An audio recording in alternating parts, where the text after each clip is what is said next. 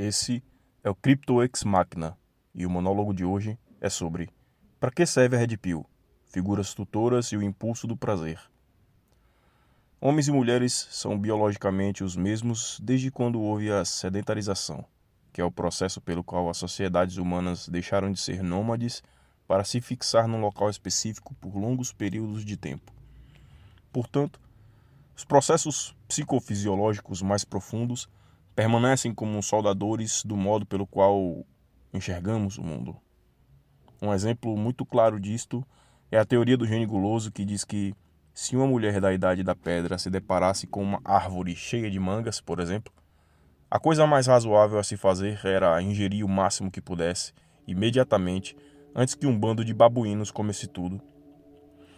Hoje moramos em apartamentos com geladeiras abarrotadas, mas nosso cérebro primitivo ainda acredita que estamos na savana. É isso que nos motiva a comer metade do pudim da geladeira, mesmo depois de um farto almoço.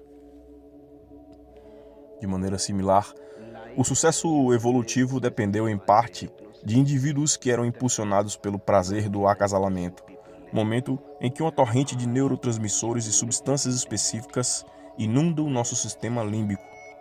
Ainda hoje, certos traços no sexo oposto são buscados sem que o indivíduo se dê conta de que certas preferências estão enraizadas nas mais profundas partes do nosso cérebro, como, por exemplo, as mulheres sentirem predileção por indivíduos com mais testosterona ou mais altos. Veja os exemplos nas matérias da descrição do vídeo.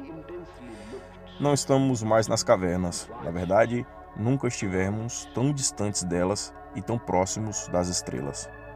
Abandonamos as peles de animais, substituímos pedras pontudas por smartphones e, na mesma medida, seria razoável esperar que nossas relações tivessem sofrido com o peso do tempo, no sentido de amadurecermos a ideia de quem somos e se quem buscamos para estar ao nosso lado.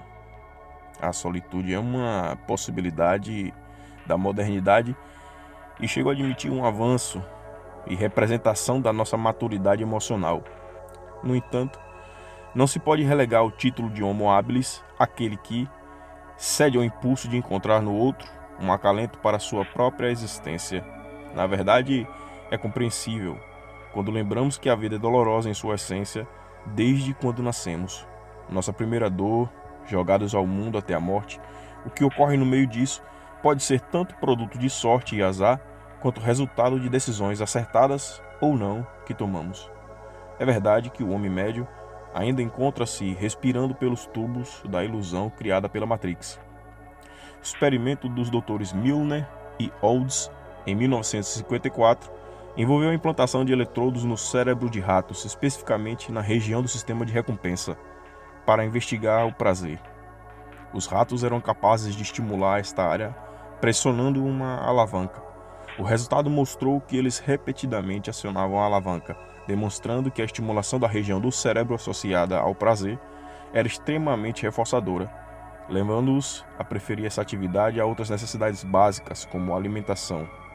Alguns ratos caindo, inclusive, de exaustão após milhares de acionamentos repetidos da alavanca. Os estudos que tentam compreender a natureza da sensação de prazer e do próprio vício em humanos ainda estão em fase embrionária.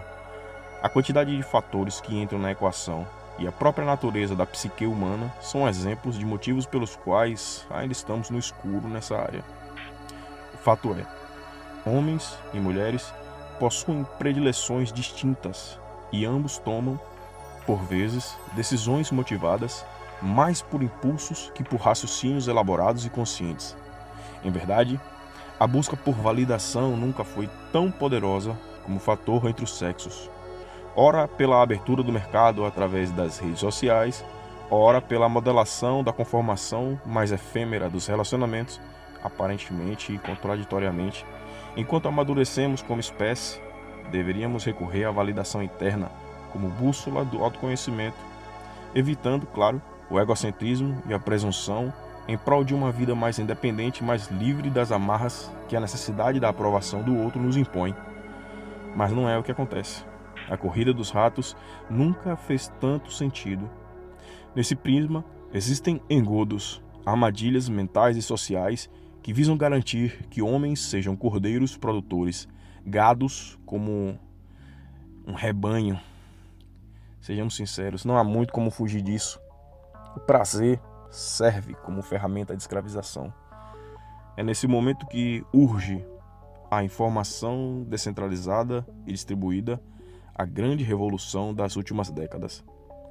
Justamente pelas características masculinas de necessidade de espelhamento, isto é, muito mais do que a mulher, o masculino tem uma maior dependência de figuras tutoras, salvo raros exemplos. Um homem tende a alcançar sua plenitude de maturidade, malícia e autoconhecimento quando ele tem exemplos próximos para seguir ou até guiá-lo em sua jornada. Isso é um fato pouco dito, pouco explorado, pouco comentado. Qualquer ouvinte do sexo masculino e que tenha mais de 30 anos sabe exatamente do que se trata essa argumentação. A jornada de um homem em tornar-se o alfa de sua própria existência é facilitada, encurtada e muito quando ele possui amigos, primos, parentes, um irmão, um pai que desempenhem essa figura. Portanto, homens são mais dependentes de exemplos do que as mulheres. Como diz um antigo adágio, a palavra convence e o exemplo arrasta.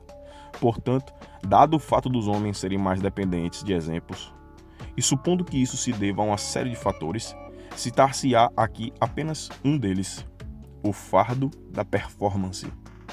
Ora, recai sempre sobre o masculino o papel da proatividade. A mulher pode ser passiva em praticamente tudo na vida, e a sua estratégia evolutiva ainda terá sucesso. Homens têm a necessidade de construir o polo ativo, de caçar, prover, de chegar na mulher, de performar, proteger, produzir, de não ser medíocres para que supostamente a sua estratégia evolutiva tenha sucesso. Por isso, performam mais homens que têm a orientação de outros que performam bem, justamente pela natureza do papel do masculino. A tese do presente vídeo é a de que o conhecimento da Red Pill, vejam bem, o conhecimento da Red Pill, ampliado pela fluidez da informação, substitui essas figuras âncoras na vida de milhões de homens. Se o indivíduo possui uma lacuna em sua vida, não tendo tido uma figura paterna, essa ausência, por exemplo, pode ser mitigada pela Red Pill. O conhecimento pode dar lições que um pai o ofereceria, um irmão ou irmão mais velhos, um tio, etc. Enxergar o mundo como ele realmente é não o tornará imune às armadilhas dos fenômenos sociais, não fará abandonar a ideia do autossacrifício, não tornará imune ao marianismo e, por vezes, não permitirá julgar devidamente situações com as quais não saberia lidar.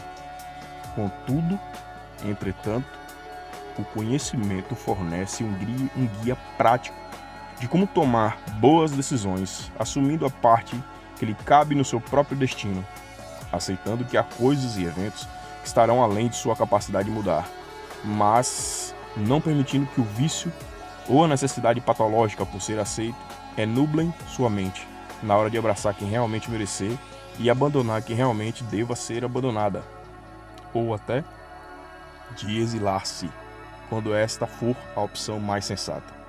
Red Pill não livra das correntes, mas permite ter noção do que acontece consigo, deixando de ser um mero passageiro para assumir o controle, as rédeas, porque aquele que desconhece a própria condição de escravo pode acabar lutando para defender as próprias correntes.